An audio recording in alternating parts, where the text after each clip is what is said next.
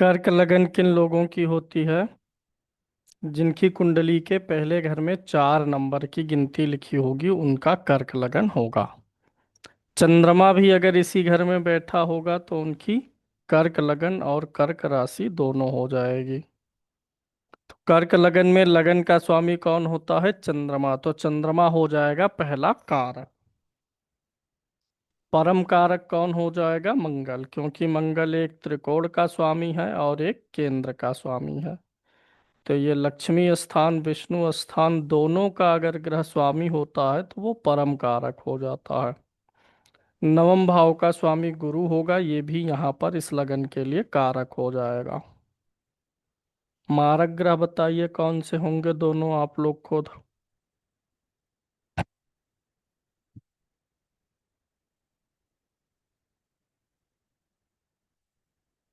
शनि हो जाएगा और बुध हो जाएगा, ठीक। सूर्य भी मारक स्थान का स्वामी है, द्वितीय भाव, लेकिन चूंकि ये लगन का शत्रु नहीं है तो इसकी मारक क्षमता बहुत कम होगी, मारकत तो कम रहेगा, आमतौर पे शुभ फल ही देगा। तो शनि और बुध कर्क लगन में मारक ग्रह बनेंगे। बाधक ग्रह कौन बनेगा? चर लगन हो तो एकादश भाव में बैठा ग्रह या एकादश भाव का स्वामी। स्थिर लगन हो तो नवम भाव में बैठा ग्रह या नवम भाव का स्वामी। द्विस्वभाव लगन हो तो सप्तम भाव में बैठा ग्रह या सप्तम भाव का स्वामी। तब जब वह 6 8 12 में हो, नीच का हो, 22वें देश काल में हो, 64वें नवमांश में हो तब। 22वां देश काल 64वां नवमांश बुक में भी आप पढ़ सकते हैं।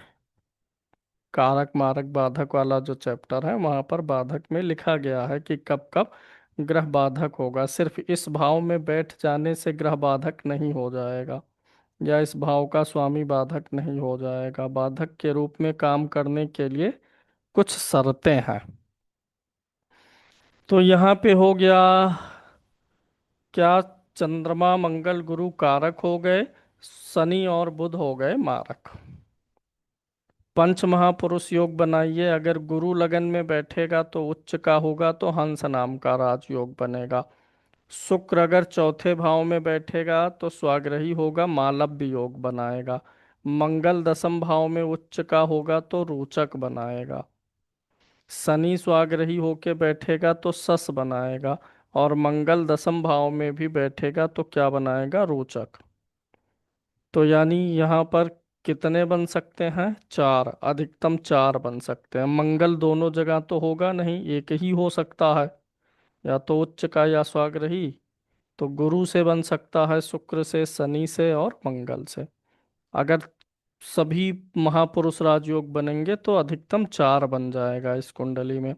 अच्छा, पंच महापुरुष योग में भी एक विशेषता, जैसे शुक्र शनि बुध गुरु मंगल के द्वारा बनता है, वह ग्रह जो लगन का मित्र होता है ना, उसका वाला ज्यादा अच्छा फल करता है। अगला वाला जो है सुख साधन सुविधाएं कम, संघर्ष मतलब देगा भी तो संघर्ष देगा, जैसे शनि स्वाग्रही होगा और मंगल स्वाग्रही होगा। इसमें मंगल ज्यादा बेटर देगा, क्योंकि ये लगन का मित्र रहेगा, चंद्रमा से मित्रता है इसकी, लगने से, शनि की नहीं है। तो लगन का जो मित्र ग्रह होता है लग्नेश का, उसका बना राजयोग थोड़ा आसानी से फलित होता दिखता है। लगन के शत्रु ग्रह का योग फलित होगा, कारकत्व ग्रह का मजबूत भी होगा, लेकिन वो बहुत इजी वे में नहीं आता है, जीवन में संघर्ष देता है।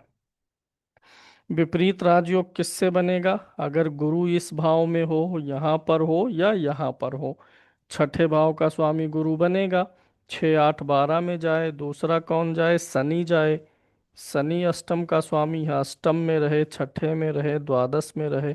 अगला किससे बनेगा? बुध से बनेगा। बुध 12वें का स्वामी है, 12वें में हो, छठे में हो, 8वें में हो तो भी बन जाएगा, विपरीत राजयोग बन जाएगा। अब हम सभी ग्रहों का अगर फल ले, कर्क लगन में सूर्य अगर लगन में है तो आमतौर पे यह, चूंकि ये धन का स्वामी है और लगन में आके बैठा हुआ है, तो धन किसके अधीन हुआ? आपके। ये आप है लगन, ये आपका धन है। जिस भाव का स्वामी जहां जाता वह भाव उसे क्या करता है, बंधन में बांधता है, उसके अधीन होता है, वह उसे अट्रैक्ट करता है। तो जिसका सूर्य कर्क लगन में आएगा लगन में, तो यह व्यक्ति धन को अट्रैक्ट करेगा। किसी भी कुंडली में अगर द्वितीय भाव का स्वामी लगन में आए तो व्यक्ति के अंदर धन खींचने की ताकत आ जाती है। वाणी भी उसकी अच्छी हो जाएगी, वाणी का प्रयोग बड़ा अच्छा करेगा, क्योंकि ये द्वितीय भाव उसके अधीन हो रहा है, वो द्वितीय भाव के गुण उसके अंदर आ जाते हैं। तो सूर्य यहाँ पर आएगा, धन के लिए अच्छा रहेगा। सूर्य के कारकत्व क्या होते हैं, यश, प्रसिद्धि, मान सम्मान, तेज है। तो कर्क, वृश्चिक और मीन, ये कौन सी राशियां होती हैं, जल राशियां होती हैं। तो जब सूर्य जल राशि में होता है तो ठंडा पड़ता है थोड़ा। सूर्य अग्नि है और ये जल राशि है, आग कहाँ पड़ रहा है, जल में। तो सूर्य की ऊर्जा थोड़ी सी ठंडी पड़ती है, ओज, तेज, कॉन्फिडेंस थोड़ा सा डाउन करता है। इसीलिए जब सूर्य यहाँ पे होता है तो उसकी दृष्टि सातवें भाव पर सूर्य की जाएगी। सूर्य जहाँ देखता है वहां पर गर्मी पैदा करता है। सप्तम को देख के थोड़ा सा दाम्पत्य जीवन में कड़वाहट लाता है, लेकिन कर्क लगन में थोड़ा सा कम हो जाएगा, क्योंकि वो कहाँ बैठा है, पानी में। तो जहाँ आग है वो पानी में लगी हुई आग है, तो वो थोड़ा थोड़ा शीतल भी होता रहेगा, पानी भी तो अपना काम करेगा। आमतौर पे यहाँ का सूर्य क्या करेगा, कर्क लगन के लिए अच्छा फल करेगा। काल पुरुष की कुंडली के अनुसार उच्च का भी होगा, काल पुरुष के अनुसार यहाँ मेष राशि होगी, इसीलिए लगन में सूर्य अच्छा ही फल कर जाता है। द्वितीय भाव में सूर्य तो अच्छा देगा ही देगा, स्वराशि का है, धन के लिए अच्छा है, कुटुंब के लिए। लेकिन सूर्य ग्रह कौन सा है, राजा है, उसके अंदर रौब है। तो यहाँ पर क्या करेगा, व्यक्ति की वाणी रौबदार होगी। उसकी वाणी बहुत सुरीली और मधुर नहीं रहने वाली है, वो थोड़ा डांट डपट के बात करेगा। और अपने घर में है, इसलिए यह तत्व ज्यादा एक्टिव हो जाएगा।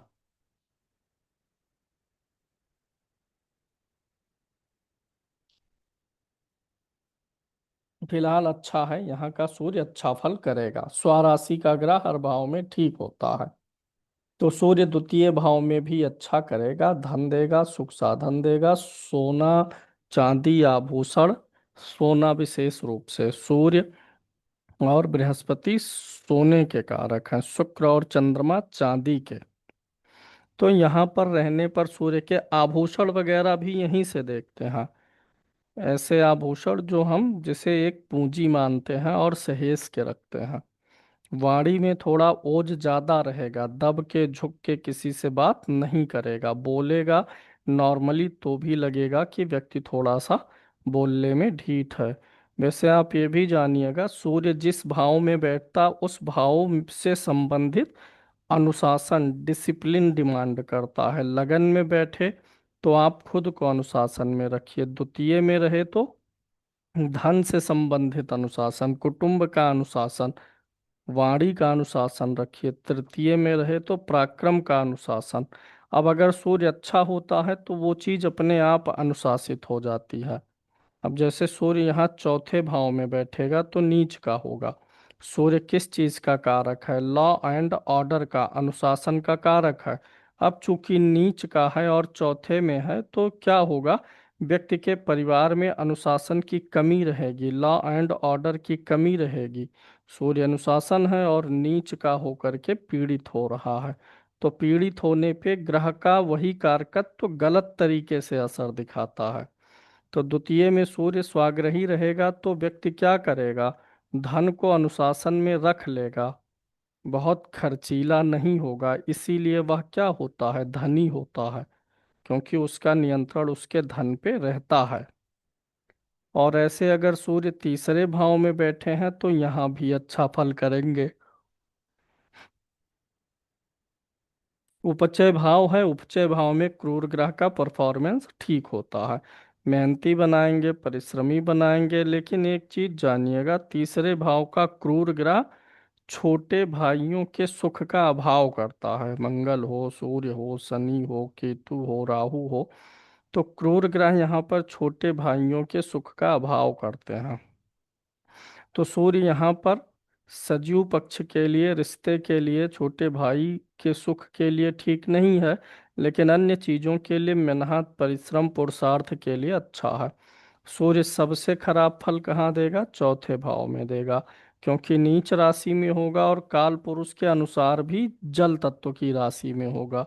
नीच में भी फीका पड़ेगा, और अगर काल पुरुष से देखेंगे तो भी पानी में बैठा है। तो कर्क लगन में सूर्य का चौथे भाव में फल खराब होता है। अब यहाँ पर आप देखिएगा, सूर्य कहाँ का स्वामी है? धन भाव का, और नीच का कहाँ हो रहा है? चौथे में, प्रॉपर्टी के भाव भाव में। ये गाड़ी का भाव है, प्रॉपर्टी का है, परिवार का है, और नीच का हुआ है। आपके पैसे वेस्ट जाएंगे कुछ कहाँ? प्रॉपर्टी पे, गाड़ी पे वेस्ट जा सकता है। प्रॉपर्टी, गाड़ी, परिवार में आपका पैसा कुछ वेस्ट जा सकता है। परिवार में ही कोई आपको ठग सकता है। परिवार के लोग ही फिजूल खर्ची आपके धन की करा सकते हैं, क्योंकि ये धन है और ये परिवार है, और नीच हो रहा है, तो यानी परिवार या चौथे भाव के कारकत्व से जुड़ा हुआ कुछ ऐसा होगा जहां से धन की हानि हो, परेशानी हो जाए।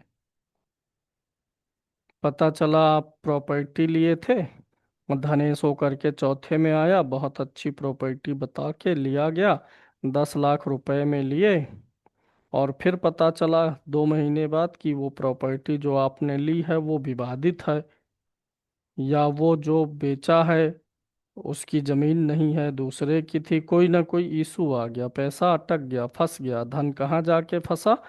प्रॉपर्टी में फंसा।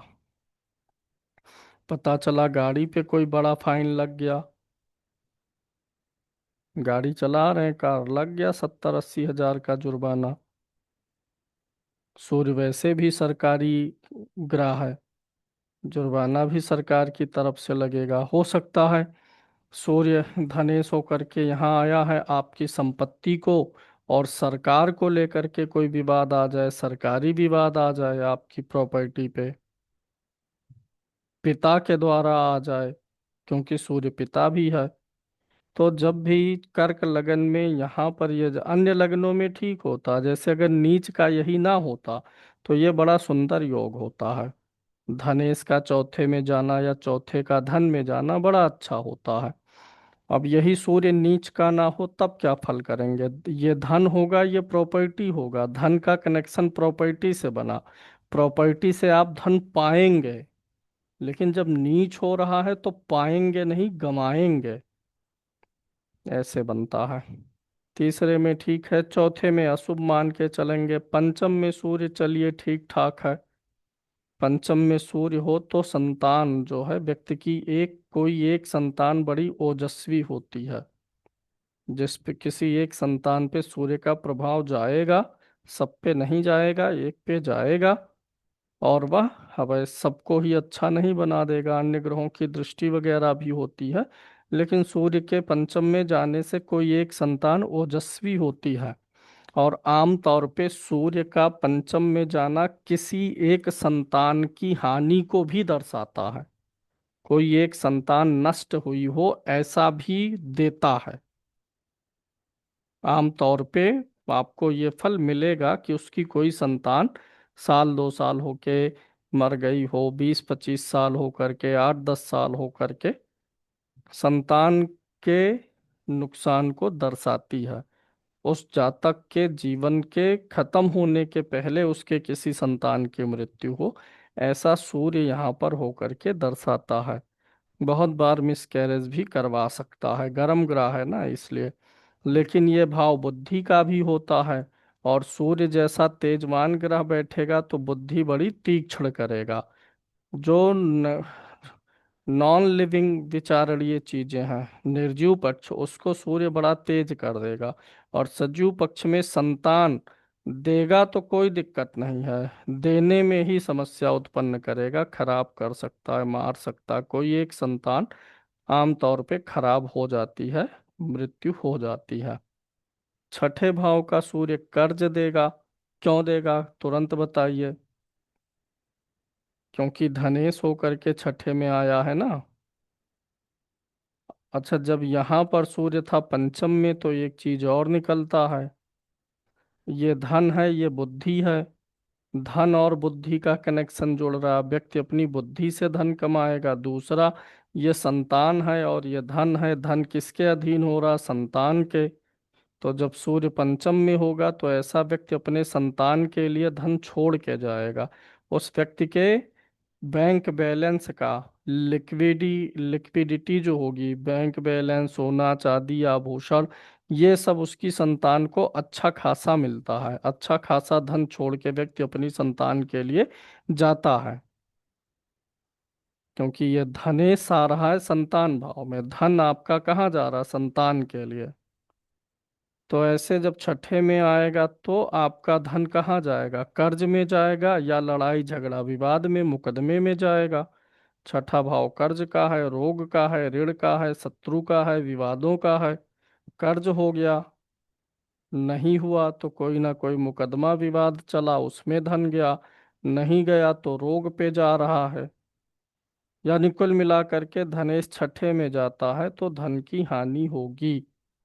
अब यहाँ पे इस लगन के लिए तो सूर्य का यहाँ आना ठीक नहीं है। कोई और लगन होती तो सूर्य ठीक हो जाता। छठे भाव में, उपचय भाव में सूर्य ठीक ठाक फल देता है। सूर्य क्या है, आत्मा है। और छठा भाव सेवा का भी होता है, नौकरी का होता है। छठा भाव किसका है, नौकरी का, सर्विस का। तो आपकी आत्मा सर्विस देने में अच्छी रहेगी। तो छठे का सूर्य नौकरी के लिए तो अच्छा होता, आप नौकरी के लिए अच्छा करेंगे, सर्विस सेवा देने में अच्छे रहेंगे। लेकिन जब कर्क लगन हो तो वही धन के लिए नहीं अच्छा रह जाता। आप कितनी अच्छी सर्विस देंगे, सेवा देंगे, धन वाली समस्या आपका पीछा नहीं छोड़ेगी। सूर्य अगर सप्तम भाव में आ जाएगा तो, चूंकि ये थोड़ा गर्म ग्रह है, सप्तम भाव में दाम्पत्य को बिगाड़ेगा। अब तोड़ ही देगा रिश्ता ऐसा नहीं बोल सकते कि रिश्ता टूटेगा, डाइवोर्स। सिर्फ इसी एक कारण से डाइवोर्स नहीं बोलेंगे कि सूर्य सप्तम में है तो डाइवोर्स हो जाएगा, रिश्ता टूट जाएगा। अन्य और कारण मिलेंगे तब देखेंगे, कुंडली मांगलिक हो, सप्तमेश पीड़ित हो, तब हो सकता है। अन्यथा नॉर्मली क्या है, सूर्य यहाँ पर गर्म ग्रह है, लड़ाई झगड़ा विवाद करवा सकता है। सूर्य क्या है, राजा है। सूर्य एक बहुत तेज ग्रह है, उसके अंदर बड़ा प्रकाश है। तो जब सूर्य होता है ना तो आपका जीवन साथी आपको टॉलरेट नहीं कर पाता है, आपके अंदर बड़ा तेज आ जाता है, छोटी छोटी बातों पर आप आवेशित हो जाते हैं, गुस्सैल हो जाते हैं। सूर्य अहमवाद का भी ग्रह है, राजा है तो उसके अंदर राजा होने का भाव रहेगा। तो सप्तम का सूर्य क्या करता है, श्रेष्ठ बताने लगता है। तो आपको लगेगा कि हम ही श्रेष्ठ हैं, तो इसलिए भी समस्याएं आती हैं, दाम्पत्य को खराब करेगा। अब यहाँ पर सूर्य क्या है, धनेश है, और यहाँ पर आया हुआ है। सप्तम क्या है, जीवन साथी का है। जीवन साथी आपके धन को इस्तेमाल करना चाहेगा। आपका धन जो है वह जीवन साथी वाले भाव में जा रहा है। विवाद कहाँ से होता है, यहीं से, कि आप अपने जीवन साथी को फाइनेंशियल फ्रीडम नहीं देते हैं। क्योंकि यहाँ पर सूर्य अच्छी राशि में होता तो भी गनीमत था, है शत्रु राशि में। कहाँ का स्वामी है, आपके फाइनेंस का स्वामी हो करके यहाँ आया है शत्रु राशि में। तो आप अपने जीवन साथी को आर्थिक स्वतंत्रता नहीं देते, उसके खर्चों की फिक्र नहीं करते हैं। तो इसीलिए कहीं ना कहीं विवाद जो होगा, सूर्य सप्तम में होगा तो दाम्पत्य का विवाद देगा। तो एक तो वह विवाद सूर्य के कारकत्व से जुड़ा होगा, दूसरा आपके द्वितीय भाव से। द्वितीय भाव क्या है, आपका धन है, हो सकता है धन के कारण से दोनों में विवाद आ जाए। द्वितीय भाव किसका है, कुटुंब का। हो सकता है कि आपके कुटुंब के किसी व्यक्ति के कारण से विवाद आए। और वाणी भी है, तो धन, वाणी और कुटुंब के कारण से कुछ दाम्पत्य जीवन में खटास आएगा। सूर्य को यहाँ पर बहुत अच्छा लेके नहीं चलेंगे, क्योंकि ये जो ये एक सबसे कोमल भाव है रिश्ते का, पति पत्नी का, उसमें है अग्नि तत्व का ग्रह, वो भी शत्रु राशि में है, तो बहुत ठीक नहीं है। अष्टम भाव में सूर्य जाएगा, हमेशा याद रखिए, जब भी धनेश 6 में, 8 में, 12 में जाता है तो आर्थिक संकट उत्पन्न करता है। धनेश 6 कर्ज वाला योग यही है। 3 4 योग हैं, लिख लीजिए। धनेश का 6 8 12 में जाना, धनेश का 6 8 12 में जाना, 6 8 12 के स्वामी का धन में जाना, चाहे ये इन भावों में जाए चाहे इन भावों के स्वामी धन में जाए। धनेश 6 8 12 में जाए या 6 8 12 का स्वामी धन भाव में आए। अगला, बृहस्पति का नीच होना।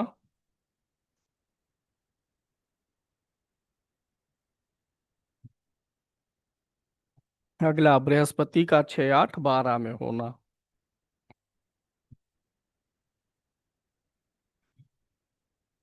अगला, द्वितीय भाव में नीच का ग्रह हो। द्वितीय भाव में नीच का ग्रह हो।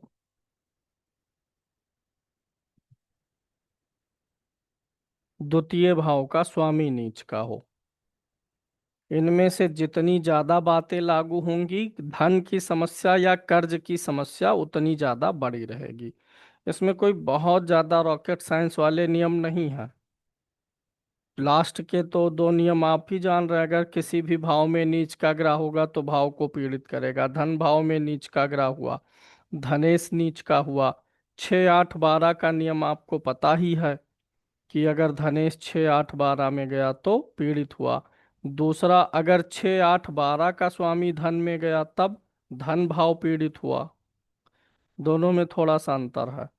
द्वितीय भाव का स्वामी छठे में आएगा तब कौन पीड़ित होगा? भावेश पीड़ित होगा।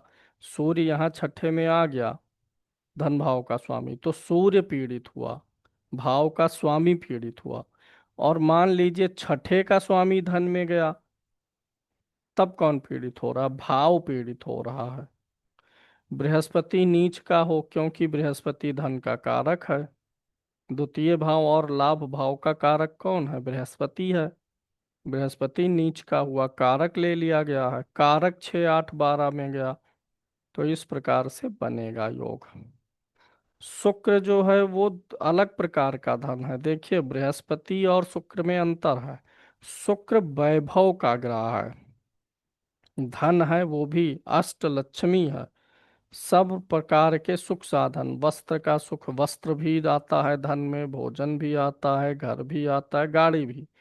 तो ये वैभव वाला ग्रह है। कहते नहीं, अगर कोई बहुत अच्छा जीवन जी रहा, बन ठन के है, गाड़ी है, बड़ा दिखावा जो बाहर से देखने में लगे, इस व्यक्ति का जीवन बड़ा ठाट बाट वाला, तो वो शुक्र ठाट बाट वाला है। वो दिखा देता है व्यक्ति को ये धनी है, अंदर उसके बैंक बैलेंस 2 लाख रुपए ही है शायद, लेकिन वो खर्चा करेगा, देखने में लगेगा, उतरेगा सूट बूट पहन के कार से, लगेगा कि ये तो बहुत अमीर है। और बृहस्पति जो है वो दिखावा नहीं करेगा, वो बृहस्पति आपका बैलेंस बढ़ाता है।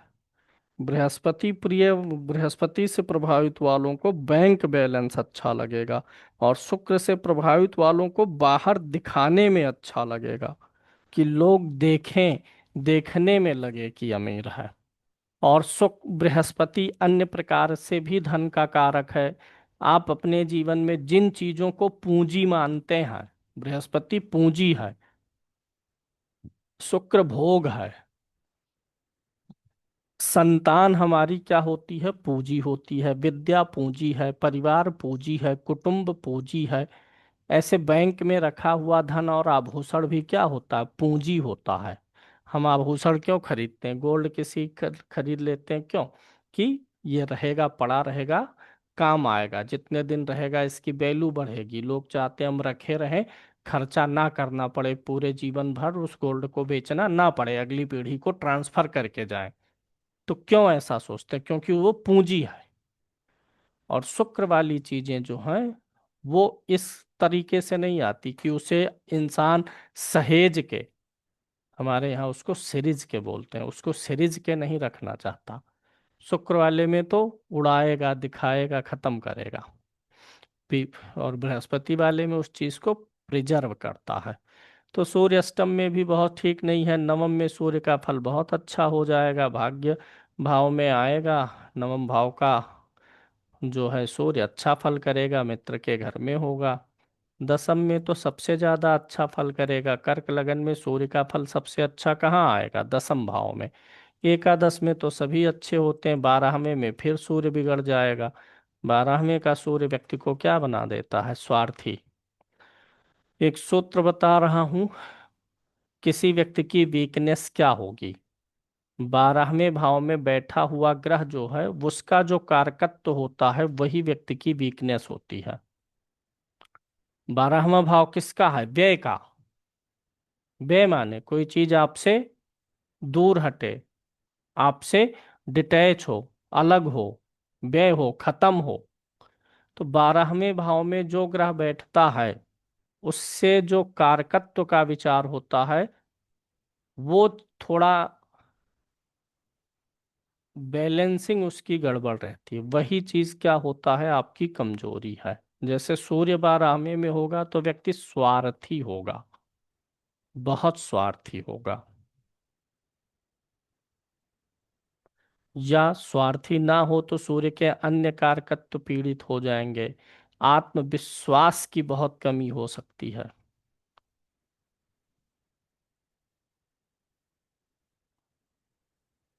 तो 12वें भाव में जो ग्रह बैठेगा उसके कारकत्व से जुड़ा हुआ क्या रहेगा? कमजोरी बताएंगे, वीकनेस। और वो भी राशि वगैरह देख लेंगे कैसी राशि में है। नीच में है तो बहुत ज्यादा वीकनेस, शत्रु में है तो भी वीकनेस थोड़ा कम, मित्र में आया तो काम चलाऊं। स्वराशि का है तो वो चीज उसकी वीकनेस तो रहेगी लेकिन उस चीज के कारण से समस्या नहीं आने पाएगी उसको जीवन में। और स्ट्रेंथ क्या होता है? जो ग्रह लाभ भाव में बैठा हो उस ग्रह का कारकत्व तो आपका स्ट्रेंथ होता है। अब सूर्य लाभ भाव में होगा ना तो आपका कॉन्फिडेंस, आपकी उदारता। नोबेल कौन बनाता है? सूर्य ही बनाता है। नोबेल पर्सन आप हैं, उदारवादी हैं कि नहीं है, ये सूर्य ही बनाएगा। सूर्य आत्मा है, आत्मा ही उदार और स्वार्थी और कपटी होती है। तो सूर्य यहाँ पर है तो आप एक नोबेल आदमी हैं। सूर्य का कारकत्व तो अच्छा होगा, कॉन्फिडेंस आपका जो होगा वो आपकी ताकत होगी। ऐसे चंद्रमा 12वें में हो तो आपकी वैचारिक अस्थिरता आपकी कमजोरी है। वैचारिक अस्थिरता। चंद्रमा मन का ग्रह है तो आपकी वीकनेस आपके मन से जुड़ी हुई है। चंद्रमा एकादश में है तो आपका स्ट्रेंथ क्या है? आपका मन है, विचार आपकी स्ट्रेंथ बनेगा। मंगल 12वें में है तो गुस्सा आपकी कमजोरी बनेगी। और यहाँ पर है गुस्सा या पराक्रम। मंगल 11th में है तो आपका पराक्रम आपकी ताकत बनेगा। आप सही जगह पर सही तरीके से गुस्सा और जितना चाहिए उतना दिखाएंगे। Your aggression is your strength in 11th house. अगर मार्स है 11th हाउस में, but if Mars is in 12th house, aggression is your weakness. आपका एग्रेशन, गुस्सा आपकी कमजोरी है। आप सही जगह पर सही तरीके से गुस्सा या आवेग या क्रोध नहीं दिखा रहे हैं, गलत जगह पर गुस्सा दिखा रहे हैं। अब कोई परिवार के मेंबर से, बीवी से गुस्सा दिखाए, हस्बैंड से गुस्सा दिखाए और कहे, तब कह दे ये तो हम बड़े विजेता हो गए। तब कहाँ विजेता हुए? गुस्सा दिखाना है तो युद्ध के मैदान में दिखाइए, कंपटीटर्स के सामने दिखाइए। तो जब यहाँ रहेगा मंगल एकादश में तो आप सही जगह पर अपनी ऊर्जा, मंगल क्या है? ऊर्जा है, ऊर्जा का सही इस्तेमाल करेंगे। मंगल 12th में है आप, तो आप अपने हस्बैंड से घर का झाड़ू पोछा करवाने मोर्चा लगा देंगे। 11th में है तो सही जगह ऊर्जा का इस्तेमाल होगा। हमेशा पुरुषों को ही क्यों कहा जाए कि मंगल 12 में है, स्त्री के में भी तो हो सकता है, पुरुष में भी हो सकता है। अब थोड़ा ट्रेंड बदल रहा है तो हम भी बदल रहे हैं। 12वें में मंगल को क्या कहा जाता है भाई? व्यक्ति अपनी पत्नी को पीड़ित करेगा।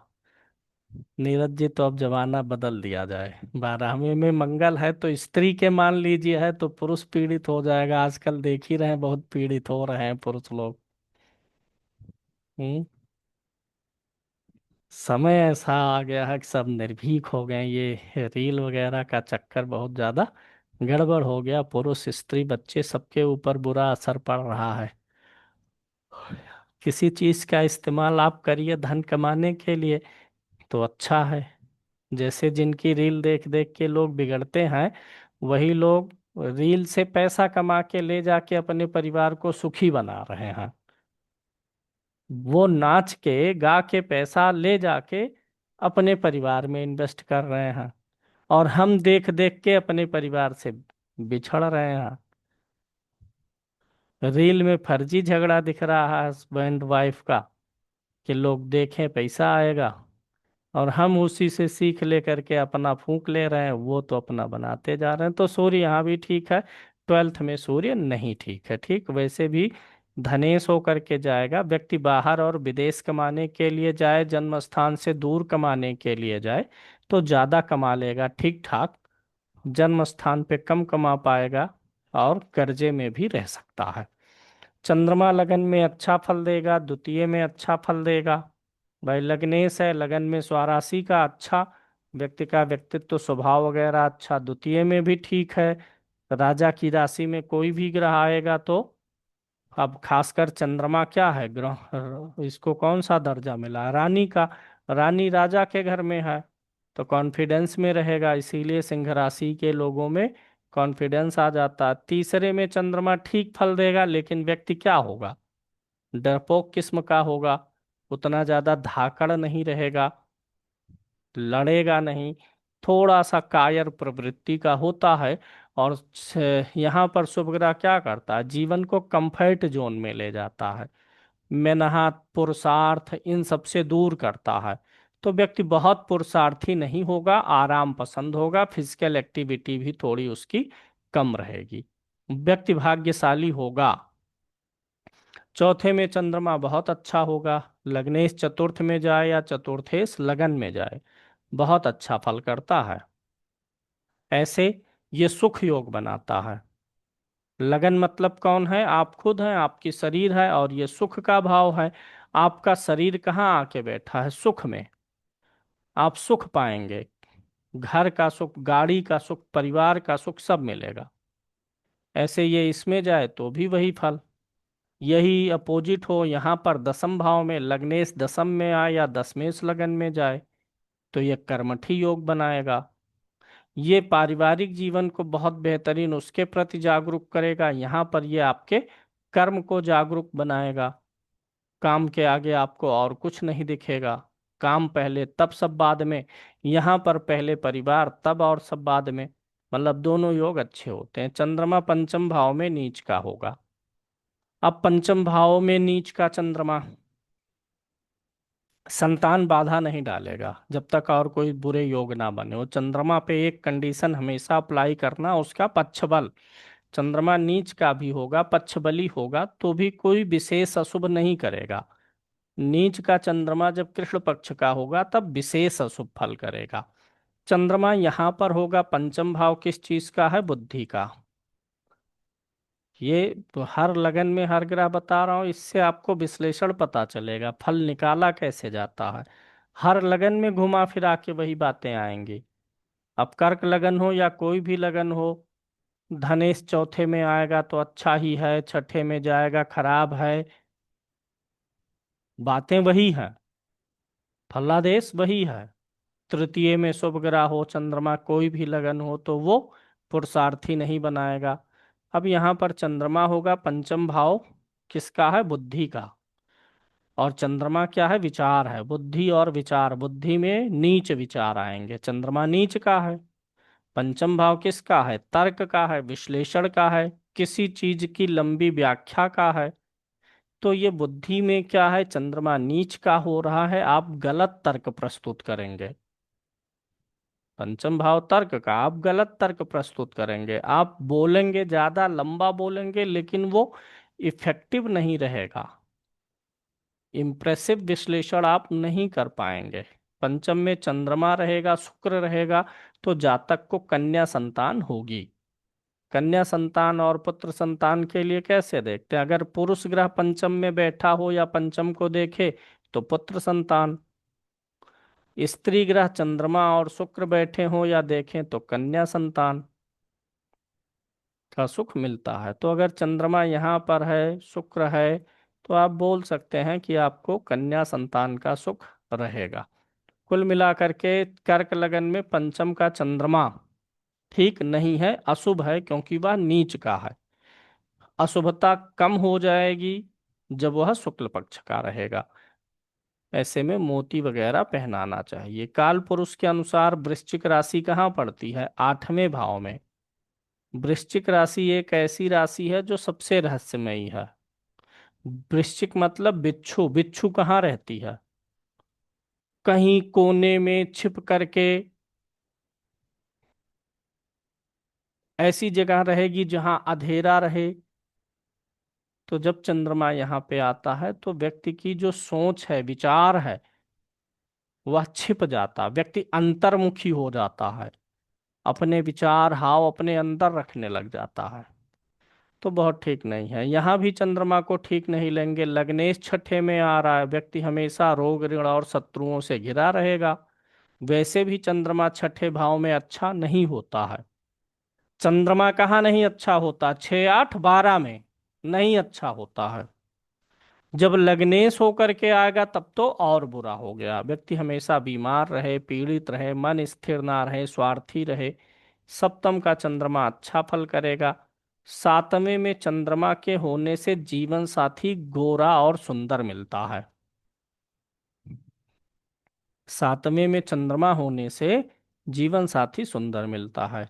तो सभी पुरुष लोग देख लें जिनका विवाह नहीं हुआ है, अगर 7वें चंद्रमा है तो उनको सुंदर बीवी, गोरी बीवी मिलने वाली है। नीरज जी के यहाँ, और नीरज जी दोनों थम्स अप दिखा रहे हैं। चंद्रमा यहाँ पर, अगर वह चंद्रमा जितना अच्छा रहेगा, जितना शुक्ल पक्ष का रहेगा, उस सुंदरता में उतना ही चार चांद लगेगा। ललित जी अपनी देख रहे हैं अब। अगर यहाँ पर बुध रहेगा, बुध क्या है? कोमल ग्रह है, तो जीवन साथी कोमल शरीर वाला रहेगा।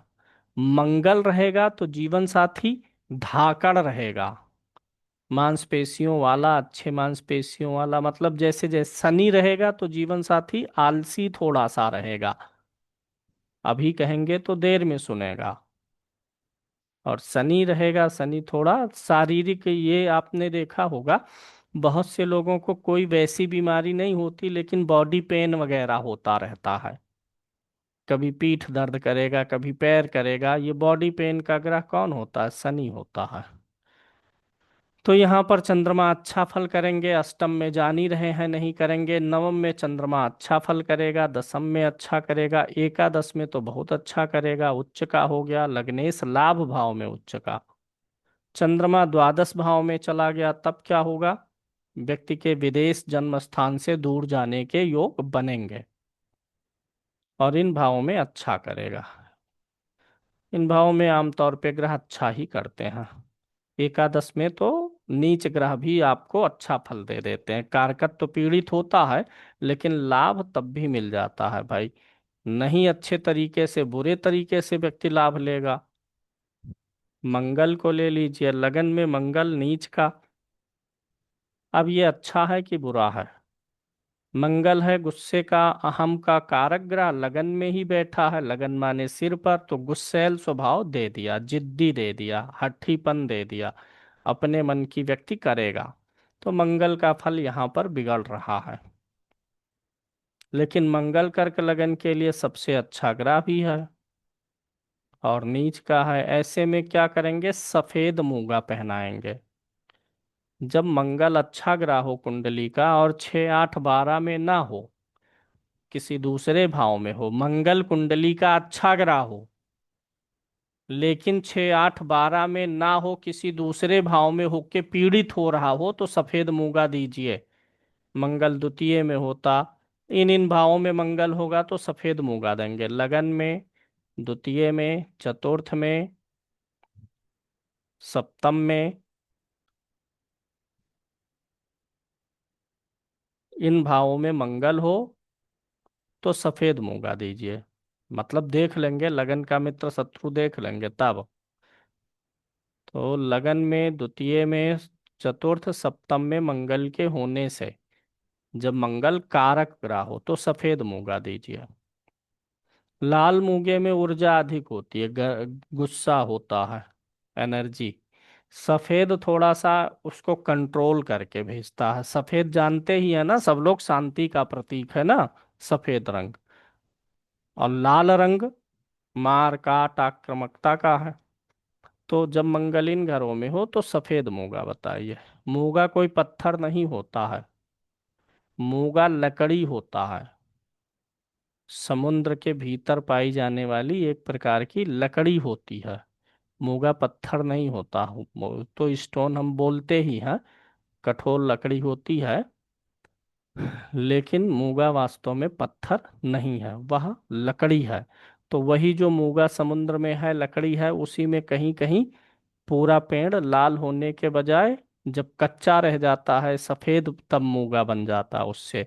या जैसे किसी पेड़ में आम लगे हुए हैं, 100 200 आम, सब लाल आम होते हैं, ऊपर से एक दो सब पीले आम हो रहे हैं, पकने पे एक दो पता चलेगा, बिना पीला दिखे ही पक जाएगा। ऊपर से पीला नहीं दिखेगा, कम दिखेगा, या लाल दिखेगा, सिंदूरी दिखेगा। तो ऐसे मूंगा जो है उसी में कुछ ऐसे सफेद रह जाता, क्योंकि शुरू में वो सफेद ही होता है, पकने पर क्या होता है, लाल हो जाता है लकड़ी। तो कहीं कम पकने को पाया तो वो थोड़ा सफेद थोड़ा लाल रह गया, तो इसीलिए सफेद मूंगा इन भावों में मंगल के होने से पहनाएंगे।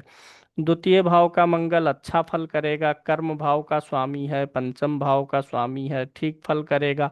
अब क्रूर ग्रह है तो वाणी वगैरह तो आक्रामक करेगा ही, क्योंकि यहाँ पर अग्नि तत्व की राशि है, मंगल अग्नि तत्व का ग्रह है, तो व्यक्ति थोड़ा सा भाषा बोली में क्रूर हो जाएगा। तीसरे में मंगल बहुत अच्छा फल करेगा, चौथे में मंगल ठीक फल करेगा, जमीन जायदाद आदि का सुख देगा।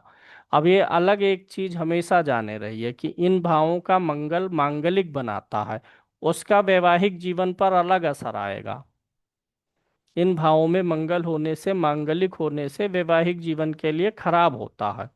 अगर अगली भी कुंडली मांगलिक हो तब ठीक है, अन्यथा वैवाहिक जीवन खराब करेगा, वो अलग से आप जाने रहिए। यहाँ पर मंगल शत्रु राशि में तो होता है, बावजूद इसके भी अच्छा फल देगा, क्योंकि है तो कारक ग्रह, अच्छा ग्रह है। शत्रु राशि में है तो भी अच्छा, जमीन खरीदवाएगा, अब नहीं बहुत बड़ी प्रॉपर्टी व्यक्ति खरीदेगा तो भी अपने हिसाब से खरीदेगा, मतलब मंगल देगा। नहीं 2 एकड़ देगा तो 2000 स्क्वायर फीट ही देगा, लेकिन देगा। यहाँ का मंगल थोड़ा सा परिवार पे जो है, आप अपनी हठ और जिद का प्रयोग करते हैं। यहाँ से मंगल कर्म भाव को भी देखता है, ये भी अच्छा है, अपने ही घर को देखता है। मंगल पंचम में स्वाग्रही होगा, अच्छा है। छठे भाव का मंगल भी अच्छा है। अब संतान भाव का स्वामी होके जाएगा तो संतान में तकलीफ दे सकता है। दसम का स्वामी होके आया है तो मेडिकल फील्ड के लिए, लॉ के लिए, या कोई ऐसा काम करते हो जहां पे कर्ज वगैरह दिया जाता हो। यानी दशमेश जब छठे में आए तो रोग ऋण और शत्रु से जुड़ा हुआ जो पेशा है उसके लिए अच्छा होगा। रोग से जुड़ा हुआ पेशा कौन सा है, मेडिकल। ऋण से जुड़ा हुआ पेशा कौन सा है, फाइनेंस। और शत्रु से जुड़ा हुआ पेशा कौन सा है, वकालत। भाई दुश्मनी में ही तो जाते हैं, लड़ाई मुकदमा कोर्ट कचहरी करते हैं।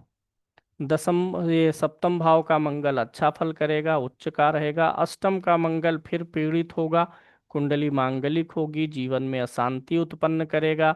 अब संतान में भी बाधा करेगा, कैरियर में भी बाधा करेगा, खुल के जीवन में ग्रोथ नहीं मिलेगी।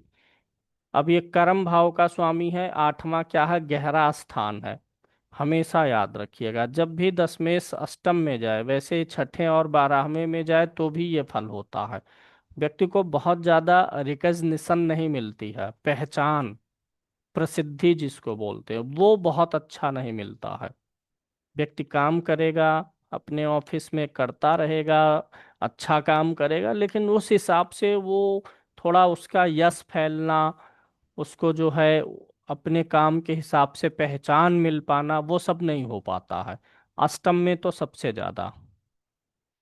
नवम भाव में मंगल अच्छा होगा, दसम में अच्छा होगा, एकादश में तो अच्छा ही होगा, द्वादश में ठीक फल नहीं करता है। द्वादश में कोई भी क्रूर ग्रह अच्छा फल नहीं देता है। अब भाव के अनुसार देखेंगे तो संतान भाव का स्वामी 12 में गया है, संतान होने में विलंब। कर्म का स्वामी गया है 12 में, तो नौकरी के लिए या कंपनी की तरफ से दूर स्थान या विदेश जाने का ऑफर आ सकता है। व्यक्ति काम काज के लिए विदेश जा सकता है। काम के सिलसिले में विदेश जाना होगा जब दशमेश द्वादश में रहे। कंपनी ने 15 दिन का ट्रिप दे दिया, गए हैं, ये सब होता है।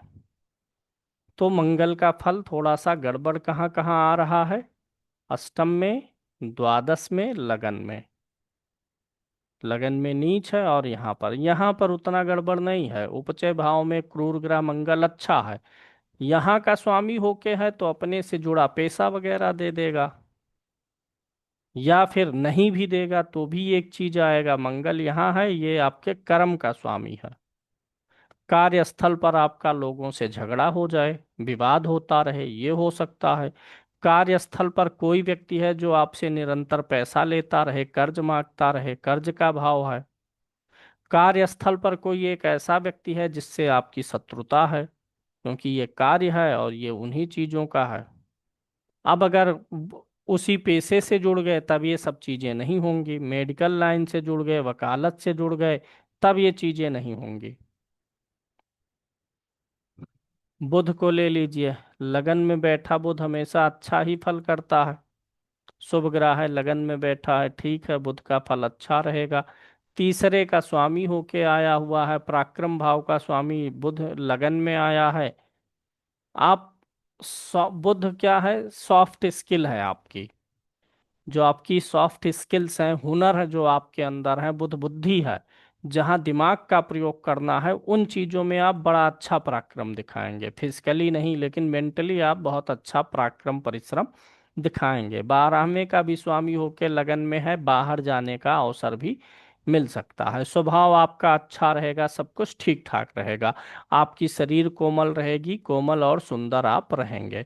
बुध का लगन में फल अच्छा है। बुध का द्वितीय भाव में फल थोड़ा सा गड़बड़ होगा, क्योंकि ये 12वें का स्वामी है, और तीसरे का भी स्वामी द्वितीय में जाना बहुत ठीक नहीं है। तृतीय किस चीज का है, इफर्ट का है, मेहनत का है, परिश्रम का है, अभी उस दिन भी बताए थे। धन कमाने और बचाने में बहुत इफर्ट लगाना पड़ेगा। जब भी तृतीय का स्वामी द्वितीय में जाए या द्वितीय का तृतीय में जाए, तो द्वितीय भाव के फल के लिए आपको ज्यादा इफर्ट लगाना पड़ता पड़ता है। तो बुध इफर्ट का स्वामी होकर के धन में गया, धन बचाने के लिए बहुत इफर्ट करना पड़ेगा, ज्यादा मेहनत करना पड़ेगा। तो सम है ना, बहुत अच्छा ना खराब। हाँ, वाणी का भाव है, वाणी अच्छा रहेगा, कुटुंब वगैरह से व्यवहार ठीक ठाक रहेगा। तृतीय में बुध अच्छा फल देगा, उच्च का है। चौथे में बुध क्या करेगा, चौथे में बुध जो है मित्र के घर में है, और शुभ ग्रह भी है, लेकिन 12वें का स्वामी है, तो विदेश का योग ये भी बनाएगा। जन्म स्थान से दूर या विदेश दोनों एक ही टर्म है। हर कोई विदेश ही नहीं जाता, कुछ लोग इंडिया में ही जन्म स्थान छोड़ के दूर जाते हैं, तो वो भी बनता है। जब ज्यादा योग बनेंगे तब विदेश बोलेंगे। तो यहाँ पे जब आता है, एक चीज देखिएगा, जब भी 12वें का स्वामी चौथे में आए या चौथे का 12वें में जाए, ऐसे व्यक्ति की कोई ना कोई संपत्ति बिकती है। अब उसके द्वारा भी बिक सकती है, या जो संपत्ति उसको मिलनी रही होगी हिस्सा उसका रहा होगा, वो संपत्ति उसके पिता के द्वारा बेची गई हो।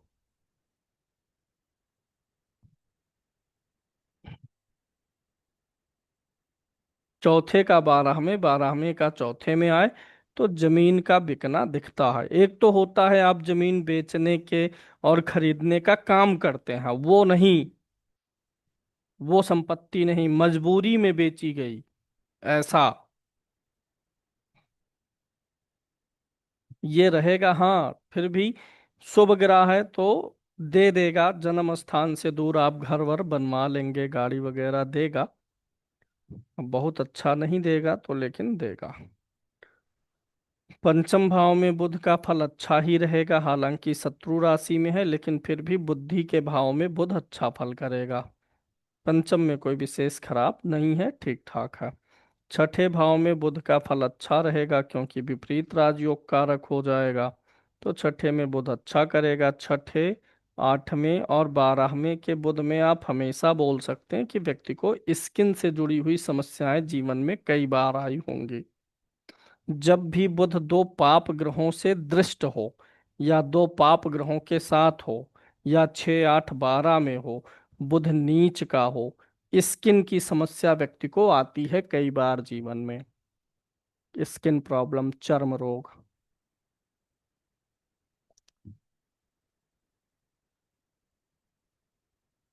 सप्तम में बुध अच्छा फल दे देगा, ठीक ठाक फल देगा। अष्टम में बहुत ठीक नहीं देगा। व्यक्ति की वाणी, कम्युनिकेशन स्किल, स्किन प्रॉब्लम, मतलब कारकत्व पीड़ित होगा।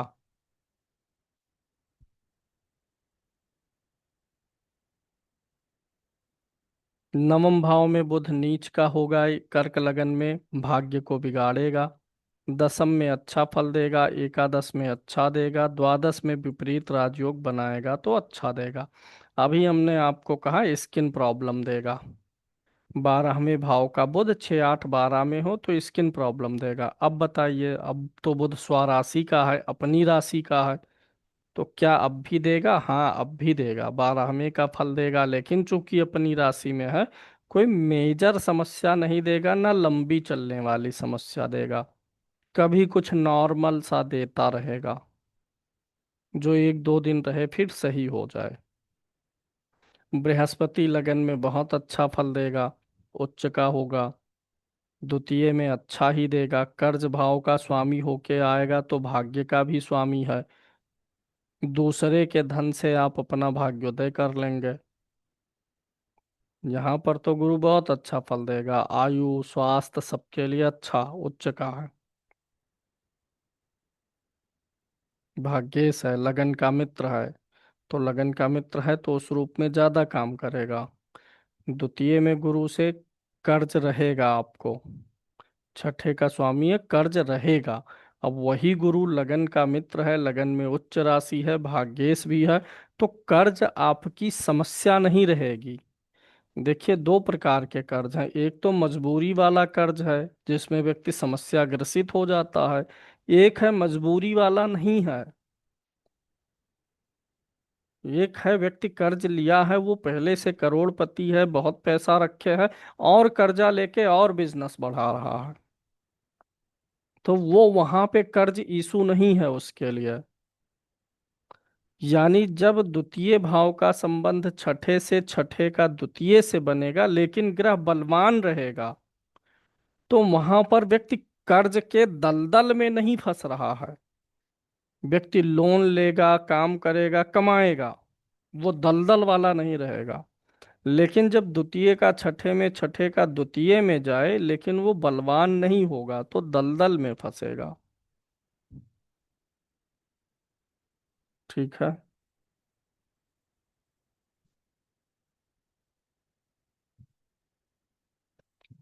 अब जैसे कुंभ लगन ले लीजिए, इसी उदाहरण को समझने के लिए, कुंभ लगन है, धन भाव का स्वामी कौन है? बृहस्पति है, और छठे भाव में आया, कुंभ से गिनेंगे तो धनेश बृहस्पति छठे में उच्च का हो रहा है। धनेश छठे में गया है, कर्ज योग बना, लेकिन उच्च का है। व्यक्ति बड़े कर्जे लेगा, अब वह बड़ा कर्जा मानी घर गाड़ी, ये सब लोकल चीज के लिए नहीं, मतलब जरूरत के लिए नहीं। अब वो उच्च का है, बड़ा कर्जा व्यवसाय वृद्धि के लिए, अन्य चीज के लिए, इन्वेस्टमेंट के लिए लिया। यानी जब बलवान होगा तो व्यक्ति पैसे से पैसा कमाएगा, कर्ज समस्या का कारण नहीं बनेगी। तो बृहस्पति आमतौर पे यहाँ पर ठीक ही है। आयु भी लंबी करेगा अष्टम भाव को देख करके। बृहस्पति यहाँ भी ठीक है। बृहस्पति छठे तीसरे भाव में भी ठीक है। यहाँ से जो है बृहस्पति आपके भाग्य की वृद्धि करेगा। चंद्रमा और बुध सबसे कोमल ग्रह है, तो ये कायर बनाते हैं, लेकिन बृहस्पति कायर नहीं बनाता है। बृहस्पति हमेशा जानिएगा एक ऐसा ग्रह है जो कंप्रोमाइज करता है। ना आप कायर रहेंगे ना आप ढीठ रहेंगे, ना आप कहीं पराक्रम दिखाएंगे, ना किसी को आंख दिखाएंगे, ना देखेंगे, रास्ता बदल के चलेंगे। इसको ऐसे समझिए, छठे भाव का बृहस्पति है। ना आप शत्रु बनेंगे ना बनाएंगे, आप अलग हटके अपना रास्ता चलेंगे। चंद्रमा बुध होगा तो आपके शत्रु होंगे, हावी होंगे। गुरु की ये विशेषता, चूंकि गुरु का गोचर लंबा है, गुरु ज्यादा बड़ा प्लानेट है। गुरु माने क्या है? ज्ञान। गुरु माने क्या है? विवेक। तो वो ज्ञान और विवेक के बल पे काम करता है। जब गुरु यहाँ होगा तो आप अपने शत्रुओं से बुद्धि के, ज्ञान के बल पे, विवेक के बल पे निपटेंगे, ना कि मार धाड़ करके। तो यहाँ पर भी ठीक है, गुरु यहाँ पर भी ठीक फल देगा, शत्रु राशि में है हालांकि, लेकिन एक प्रिडिक्शन क्या बनता है, गुरु यहाँ पर है। अब क्या है, बलवान है कि नहीं बलवान है? बलवान तो नहीं है शुक्र के घर में। तो इसलिए अब घर और गाड़ी का कर्जा होगा, और वह बहुत कंफर्टेबल वाला नहीं रहेगा, क्योंकि अब बलवान थोड़े है। जब यहाँ आया था तो थोड़ा सा बलवान था, ठीक था, मित्र राशि में भी था, अब भाग्येश भी था, अब मित्र राशि में नहीं है। छठे का स्वामी चौथे में, चौथे का स्वामी छठे में। व्यक्ति को अपने भौतिक विकास के लिए लोन की जरूरत पड़ती है, विशेष रूप से वो जो ईएमआई वाला लोन होता है, क्रेडिट कार्ड का लोन होता है, घर का होता है, गाड़ी का होता है, घर के अंदर के जो सामान जरूरत के हैं उनके लिए लिया गया लोन ये देता है, जब ये ऐसा बने। छठे का चौथे में, चौथे का छठे में। पंचम भाव में बृहस्पति अच्छा फल देगा, लेकिन आमतौर पे पुत्र संतान के लिए बाधा उत्पन्न करता है। ये सूत्र अलग से लिखिएगा, पंचम का बृहस्पति बलवान हो तो पुत्र संतान नहीं होने देता। पुत्र संतान हो तो बड़े परिश्रम से हो, और होने के बावजूद भी शारीरिक या मानसिक रूप से अपंग हो सकता है। 90% कुंडलियों पे ये लागू हो जाता है, 10% में बच जाता है, वर्ग कुंडली मजबूत हो जाती है, सप्तमांश वगैरह तब। पंचम का बृहस्पति पुत्र संतान के लिए घातक है। छठे भाव का बृहस्पति ठीक ही रहेगा, अपनी राशि में है, ठीक है। ना काहू से दोस्ती ना काहू से बैर। व्यक्ति अपने काम में मगन अपना काम करेगा, स्वराशि का है इसलिए नौकरी वगैरह के लिए अच्छा हो जाएगा। व्यक्ति जो है अपने शत्रु को अपने धैर्य से, अपने विवेक से हैंडल करेगा, रास्ता बगल कर लेगा। कोई दो गाली दे दिया तो चलो अब इस यहाँ से जवाब देने के बजाय खुद बगल हो लो, वो ज्यादा ठीक है। सप्तम में बृहस्पति अशुभ फल देगा, विवाह वैवाहिक जीवन में अड़चन डालेगा, बाधा डालेगा। सप्तम में बृहस्पति नीच का होगा, आप और आपका जीवन साथी मिसमैच रहेंगे। या तो आयु में ज्यादा अंतर रहेगा, रंग रूप में ये थोड़ा अंतर उत्पन्न कर देता है। सप्तम भाव का बृहस्पति वैवाहिक जीवन को खराब करेगा। विवाह होने में भी दिक्कत, विवाह होने के बाद दिक्कत, जीवन साथी बहुत मोटा हो जाए, पति पत्नी की आयु में अंतर रहे, स्त्री की कुंडली में हो तो अधिक, ज्यादा अधिक उम्र वाले पुरुष से विवाह हो जाए, या कम, ज्यादा कम वाले से हो जाए। विवाह होने में जिससे चाह रहे हैं उससे विवाह ना हो। गुरु पति का कारक है, तो स्त्री की कुंडली में नीच का होना उसके पति सुख को खराब कर देता है। पति से खाली ज्ञान मिलेगा और कुछ नहीं मिलेगा। नीच का है ना। तो कुछ भी डिमांड करेंगे तो ज्ञान दे के चला जाएगा सिर्फ। मेकअप करवाना है, लाली लिपस्टिक लगवाना है, तब आपको ज्ञान देगा। सब मोह माया है। ये सुंदरता एक दिन खत्म हो जाएगी, जल के एक दिन राख हो जाएगी मुट्ठी भर। इसलिए हे प्रिय, लाली लिपस्टिक और पाउडर पे पैसा फूकने की जरूरत नहीं है। यही ज्ञान अपने पे नहीं लगा पा रहे हैं कि एक दिन वो पैसा भी सब खत्म हो जाएगा, छोड़ के जाना है, तब काहे बचा रहे हैं। खुद तो पैसा बचाने के लिए ज्ञान दे रहे हैं, और वही खुद नहीं सोच पा रहे हैं कि वो पैसा भी तो एक दिन काम नहीं आएगा। मतलब परेशानी उत्पन्न करेगा, मैरिड लाइफ में दिक्कत उत्पन्न करेगा यहाँ का बृहस्पति। भाग्य का स्वामी भी रहेगा, और नीच का है। विवाह के बाद आपका भाग्य जो है खराब प्रदर्शन करने लग जाएगा। अष्टम में गुरु जो है विपरीत राजयोग बनाएगा, तब तो अच्छा है। अन्यथा अष्टम का बृहस्पति पेट का रोगी बनाता है। आयु तो देगा लंबी, लेकिन रोगी बनाएगा। भाग्य भी आपका जो है पहचान अच्छी नहीं बना पाएगा। अष्टम में जो ग्रह आएगा उस भाव की अच्छी पहचान नहीं बन पाती। अष्टम भाव गोपनीय भाव है, छिपा हुआ है, बंद कमरा है। लग्नेश आपका अष्टम में आ गया ना, तो आपकी पहचान, आप खुद बंद हो गए। आप अपना प्रकाश, अपना यश, कीर्ति, गुणों को चारों ओर फैला नहीं पाएंगे। जो भी अष्टम में आता है वो समझ लीजिए कुएं का मेढक हो जाता है, एक दायरे में फंस जाता है। जिस भाव का स्वामी होके आएगा वो चीज फंसेगा। विपरीत राजयोग बनाएगा तब अलग चीज है। नवम में बृहस्पति अच्छा, दसम में अच्छा, एकादश में अच्छा, द्वादश में विपरीत राजयोग बनाए तो ठीक, अन्यथा नहीं ठीक। अब यहाँ पर बृहस्पति भाग्येश होकर के जा रहा। भाग्येश भी जब 12 में जाता है तो विदेश का योग होता है। लग्नेश जाए, चतुर्थेश जाए, धनेश जाए, कर्मेश जाए, भाग्येश जाए, तो भी विदेश व्यक्ति जाएगा। लग्नेश चतुर्थेश जाते हैं तो व्यक्ति सेटल होने के लिए जाता है, उसका मन करता है सेटल होने के लिए। शुक्र लगन में ठीक फल दे देगा, शुक्र लगन में अच्छा फल करेगा। चतुर्थेश और लाभेश होके आ रहा है तो अच्छा ही फल करेगा। यहाँ भी शुक्र अच्छा फल करेगा। क्यों? चौथे का स्वामी धन में गया, धन और प्रॉपर्टी का कनेक्शन, धन और परिवार का कनेक्शन। लाभ भाव का भी यही स्वामी है, काल पुरुष के अनुसार भी स्वराशि का होगा। तो कर्क लगन में शुक्र द्वितीय भाव में भी एक्सीलेंट, लगन में भी एक्सीलेंट, तृतीय में भी देखेंगे तो नीच का हो जाएगा। तृतीय में नीच का है, अपने भाव से 12 में है। घर बनाने में दिक्कत आएगी, जिसको बरक्कत बोलते हैं वो नहीं रहेगा घर में। बरक्कत किसको बोलते हैं? जिंदगी में आपको जो चीज जैसे मिल गई थी जब आप स्कूलिंग खत्म किए, सामाजिक जीवन में आए, आप कुछ बहुत ज्यादा अपनी तरफ से नहीं विकास कर पाए, तो बरक्कत नहीं आई। पिता ने छत बना के दे दिया, बस उसी में पंखा टांग ले गए अपने से आप। ग्रोथ, विकास नहीं हो पा रहा। तो जब भी शुक्र यहाँ जाएगा तो चौथा भाव पीड़ित है, क्योंकि अब नीच का है शुक्र। चौथे का स्वामी वो भी अपने भाव से 12 में नीच का। तो जमीन खरीदने में दिक्कत, घर बनवाने में दिक्कत, घर का सुख जल्दी नहीं मिलेगा।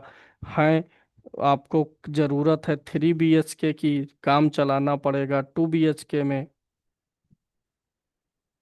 जरूरत है कार की, काम चलाना पड़ेगा मोटरसाइकिल से। और यहाँ पर शुक्र का नीच होना, कभी भी शुक्र नीच का हो तो पत्नी सुख में भी बाधा आती है, कहीं भी नीच का हो। चौथे में शुक्र का एक्सीलेंट रिजल्ट आएगा, पंचम में भी ठीक रिजल्ट आ जाएगा। छठे में शुक्र जाएगा, तब एक फलादेश बताइए। छठे भाव का शुक्र, कोई एक बात बोल दीजिए। घर और गाड़ी का लोन। अब भाई चौथे का स्वामी है ना, अगर कोई लोन नहीं है तो क्या होगा? परिवार का कोई ना कोई बीमार रहेगा। चौथा भाव परिवार भी तो है आपका। तो छठे में अगर शुक्र गया, चौथे का स्वामी, या तो लोन कर्जा ईएमआई, या तो परिवार में रोग, या परिवार का ही कोई व्यक्ति आपका शत्रु। यहाँ पर अच्छा फल दे देगा, अष्टम में फिर पीड़ित हो जाएगा। जब भी चतुर्थे छठे में आए तो व्यक्ति कर्जा उर्जा लेके काम कर लेता है, लेकिन आठवें और बारहवें में ज्यादा तकलीफ। आठवें में तो ज्यादा, घर बना लेंगे तो रहने को नहीं पाएंगे, या बनेगा ही नहीं, दिक्कत होगी। आप, चौथा भाव आपका भौतिक जीवन है, समृद्धि है, वो चीज समाज में दिखेगा नहीं। आप एक समृद्धशाली जीवन समाज को नहीं दिखा पाएंगे। नवम भाव में अच्छा फल देगा, स्वाग्रही होगा। दसम में अच्छा, एकादश में अच्छा, द्वादश में अच्छा। द्वादश में शुक्र हमेशा मतलब भौतिक जीवन के लिए अच्छा करता है। भोग से मोक्ष की तरफ लेके जाता है, बशर्ते वह नीच का ना हो।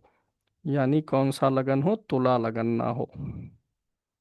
तुला लगन ना हो तो बारहवें का शुक्र अच्छा है। वैसे भी यहाँ पर शुक्र जब आता है तो काल पुरुष के अनुसार उच्च का होता है। ये बारहवां भाव भोग और मोक्ष दोनों बताया है पराशर ऋषि ने, कि बारहवां भाव भोग का है और मोक्ष का भी है।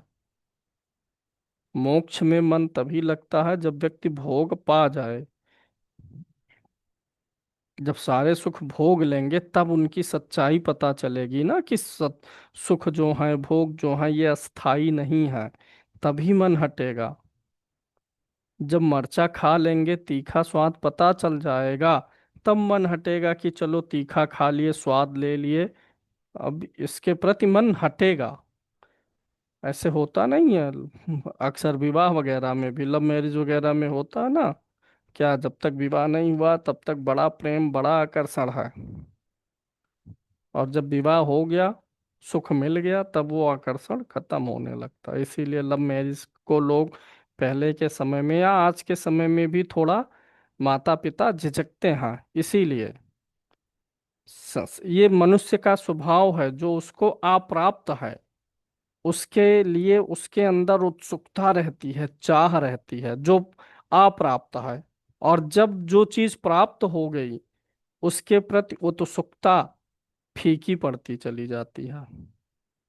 जो आईएएस बन गया, उसके लिए आईएएस अब बड़ी बात नहीं रह गई, लेकिन जो नहीं बना, उसकी उत्सुकता बरकरार रही, उसके लिए यह बहुत बड़ी चीज रह गई जिंदगी में। तो ये भोग और मोक्ष का इसीलिए है, क्योंकि एक इंसान पैदा होगा तो परिवार में ही होगा ना, गृहस्थ में ही तो पैदा होगा। गृहस्थ ऐसा तो है नहीं आसमान से भगवान टपका देंगे जंगल में, जाओ संत बन जाओ डायरेक्टली। पैदा तो वो पहले परिवार में ही होगा, भोग से ही शुरू करेगा जीवन। इस गृहस्थी से ही निकल करके कोई कितना कम से कम भोग करे तो भी करेगा। पैदा होते तो चल तो देगा नहीं, tata bye bye mummy papa हम जा रहे हैं, हम मोक्ष प्राप्त करने हिमालय पे। बिताना तो पड़ेगा ही कुछ न कुछ दिन, माता पिता के साथ में कोई पालन पोषण करेगा। पहले सुख भोगना पड़ेगा, बाद में मोक्ष आएगा। कम भोगना पड़े, ज्यादा भोगना पड़े, जो भी हो, शुक्र अच्छा फल दे देता है। भोग फिर बाद में जीवन बहुत अच्छे से सुधारता भी है। मोक्ष भी, हाँ, लाइफ स्टाइल डिजीज भी खूब देता है। जहां भोग है वहां रोग है, याद रखिएगा। जहां भोग है वहां रोग है। मिठाई ज्यादा प्रिय है तो आगे चल के वही शुगर देगा। भोग से रोग आता है, तो लाइफ स्टाइल डिजीज में हो गया, जैसे शुगर हो गया, बीपी हो गया, जिसको हम परहेज करके एक्सरसाइज वगैरह करके जिन बीमारियों से बच सकते हैं, वो बीमारियां लाइफ स्टाइल वाली। तो लाइफ स्टाइल डिजीज जो खान पान के कारण से, असंयमित जीवन जीने के कारण से, वो यहाँ पर शुक्र दे सकता। शुक्र एक अंधा ग्रह है, बारहवां भाव आंख का भी होता, तो कई बार आंखों में समस्या भी देता बारहवें का शुक्र। तो शनि, लगन का शनि बीमार रखेगा। भाई अष्टमेश होकर के लगन में आ रहा, प्रबल मारक है। प्रबल मारक ग्रह लगन में जाए तो स्वास्थ्य को दिक्कत करेगा। अष्टमेश लगन में गया तो शनि क्या करेगा? शनि एक धीमा ग्रह है। पहली चीज तो वह सुस्त बनाएगा, आलसी बनाएगा, लगन में है। काल पुरुष के अनुसार शनि यहाँ पर नीच का भी होता है। तो लगन के शनि वाला व्यक्ति बहुत विचित्र बुद्धि का होता है। कब उसे कौन सी चीज अच्छी लगेगी, कौन सी चीज बुरी लगेगी, वो पता नहीं है। उल्टी खोपड़ी उसको ही होती है लगन में शनि के होने से, क्योंकि वहां पर काल पुरुष से नीच का है। और कर्क लगन में ये सेहत भी खराब करता है, क्योंकि अष्टमेश है। शनि बहुत ठीक नहीं है। हाँ, शनि ये है, मेहनत करवाता है। तीसरी दृष्टि उपचय भाव पे जाती है, इसलिए वैवाहिक जीवन पे बुरा असर नहीं डालेगा, क्योंकि अपनी राशि को देखेगा। कर्म भाव खराब करेगा, क्योंकि यहाँ नीच राशि है। जीवन में एक आध बार आपको आपके काम काज को लेकर के कलंक और अपयश झेलना पड़ेगा। द्वितीय भाव का शनि तो चौपट कर देगा। एक तो धीमा ग्रह है, शत्रु राशि में है, अष्टमेश है, मारक है। आप सोचते रहेंगे, योजना बनाएंगे कि मुझे धन बचाना है, बचाना है। बचाएंगे, इकट्ठा करेंगे 4-6 हजार, 4-6 10 हजार, 4-6 लाख, 4-6 करोड़। एक दिन वह सडन अचानक से उन पैसों को निकलवाएगा, खर्चा करवाएगा। धन के लिए नहीं अच्छा। वाणी भी थोड़ा उदासीन होती है। शनि एक उदासीन ग्रह है। आलसी क्यों कहते हैं? शनि आलसी लोग ही उदासीन होते हैं। जरूरत पड़ने पे बोलेंगे। तो शनि दूसरे में हो तो आपकी वाणी उदासीन होती है। किसी चीज में बहुत इंटरेस्ट लेकर के बात आप नहीं करते हैं। तीसरे का शनि अच्छा रहेगा। हालांकि छोटे भाई बहनों के सुख को नहीं देगा। अष्टमेश होके जा रहा, सजीव पक्ष की हानि करेगा। लेकिन उपचय भाव में शनि बहुत अच्छा फल देता है। चौथे भाव में शनि उच्च का हो जाएगा, कंटक दोष लगेगा। कर्क लगन में, अब ऐसे लगन क्या, ऐसे स्पेशल सूत्र है, लगन में या चतुर्थ भाव में उच्च या नीच का शनि।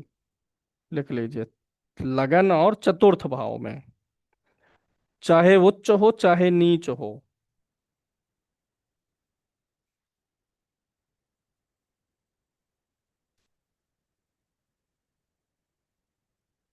अन्य राशियों में नहीं, खाली उच्च नीच पे कंटक दोष लगाएगा। लगाता सब में है, दूसरी राशि में हो तो भी लगाएगा, लेकिन वो उतना ज्यादा असर नहीं करता, ये व्यापक असर करता है। लगन में और चतुर्थ भाव में उच्च का या नीच का शनि कंटक दोष उत्पन्न करता है, व्यक्ति के गृहस्थ जीवन को फूंक देता है, खराब कर देता है।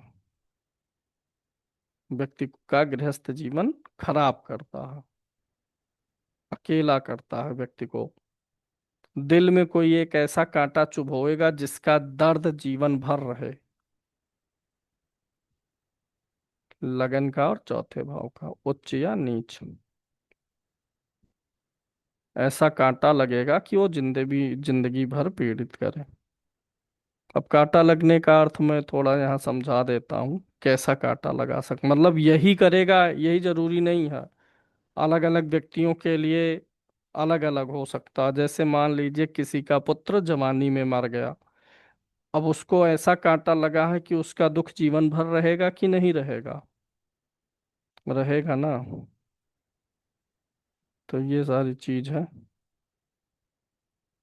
अब मान लीजिए यहीं पर शनि है उच्च का, स्त्री में, उसके पति ने दूसरा विवाह कर लिया, बिना किसी कारण से, बिना बताए। बाद में उसको पता चला वो अलग रह रही है घर में, और वो अलग होके बैठा है दूसरी के साथ में। तो अब इस चीज का कांटा जीवन भर चुभेगा ना, ऐसे कांटा चुभोएगा। ये नहीं रास्ते में जा रहे हैं तो कांटा चुभ गया और सुई से आके निकाल लेंगे, वो वाला कांटा नहीं रहेगा। तो यहाँ पर हम शनि को अच्छा नहीं ले रहे हैं। ससयोग बनेगा तो यह ससयोग आपको महान बनाएगा जीवन में। महान बनने का एक नियम है, दुख झेलो, पीड़ा झेलो। वही लोग, भगत सिंह महान थे, महान है। चंद्रशेखर आजाद महान है, गांधी जी महान है। जिंदगी भर लात घूसा और मार खाते हुए जेल में बीता है। महान तो बनाएगा। महान बनने में दुख झेलना पड़ता है। तो बहुत ठीक नहीं है।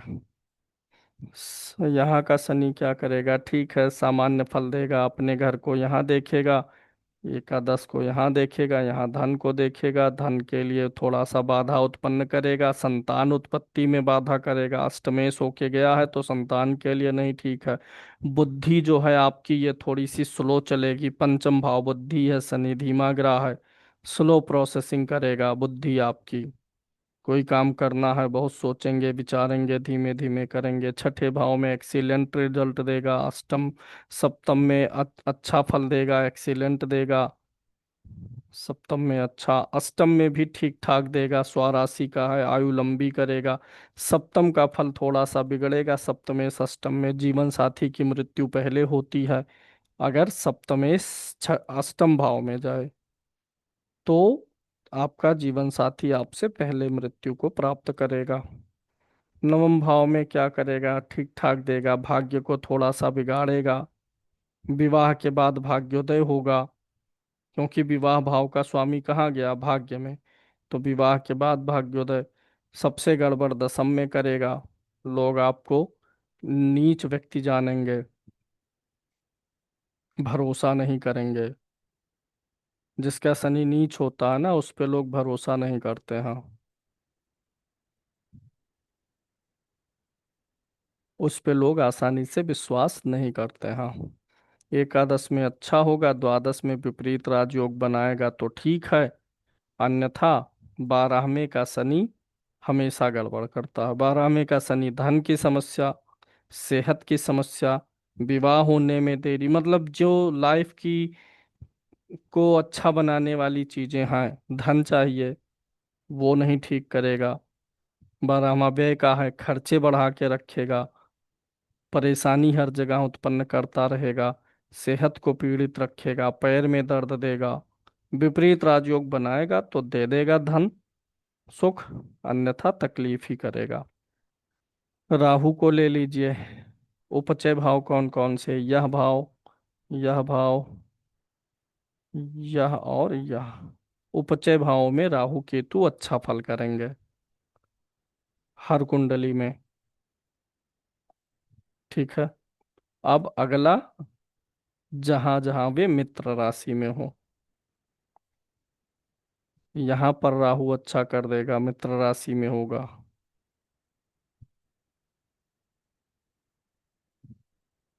ठीक है, यहाँ अच्छा कर देगा। 8वें का तो हमेशा, 3 भाव हमेशा लिखिए गड़बड़ राहु केतु के लिए। 2 8 12, 2 8 12 राहु केतु के लिए खराब ही रहेगा। अब अगर मित्र की राशि में है तो थोड़ा कम खराब, अन्य राशि में है तो ज्यादा खराब। जैसे राहु यहाँ पर कुंभ राशि खराब है, थोड़ा कम खराब है। दोनों पैर नहीं काटेगा, एक काट देगा। अब शनि की राशि में है, नहीं गंभीर परेशानी देगा, फुटकर में देगा, थोक में नहीं पीड़ा देगा, फुटकर में देता रहेगा। खराब रहेगा तो थोक में दे देगा, लो इकट्ठा पीड़ा लो, कैंसर ले जाओ, ट्यूमर ले जाओ। अब नहीं खराब राशि में है तो फुटकर में देगा, लो आज सिर दर्द करेगा, कल पेट खराब रहेगा, परसों स्पाइन की प्रॉब्लम रहेगी, नरसों दांत टूट जाएगा। यहाँ पर अच्छा देगा। ठीक है, तो ये राहु केतु के फलादेश हो गए। अब एक फलादेश और जानिएगा, राहु जो है बुध के घर में अच्छा फल देता है और केतु गुरु के घर में अच्छा फल देता है। अब यहाँ पर केतु अच्छा फल देगा क्योंकि गुरु के घर में। राहु यहाँ अच्छा देगा, यहाँ उतना अच्छा नहीं देगा क्योंकि 12वां भाव उसके लिए अच्छा नहीं है। राहु बुध के घर में, केतु गुरु के घर में। इसी के विपरीत दोनों बुरा फल देंगे। जैसे उपचय भाव है, राहु यहाँ अच्छा फल करेगा, लेकिन चूंकि गुरु के घर में है तो थोड़ा सा उसकी अच्छाई घट जाएगी। तो ये राहु केतु का हो गया कर्क लगन में। कल की क्लास में हम लोग सिंह लगन का विश्लेषण करेंगे। ठीक है। जाइए, अब समय ज़्यादा हो रहा है। कल मिलेंगे। पूरे सप्ताह क्लास चलेगी। और शनिवार या रविवार में हम थोड़ा फिर बाहर जाएंगे। तो शनिवार रविवार में छुट्टी रहने की संभावना, वैसे भी छुट्टी रहती है। पूरे सप्ताह क्लास शनिवार रविवार में बाहर रहेंगे। जिस हिसाब से जहाँ जाएंगे मैसेज करेंगे, फोटो वोटो भेजेंगे। जा रहे हैं थोड़ा सा पहाड़ पे। जाइए। धन्यवाद।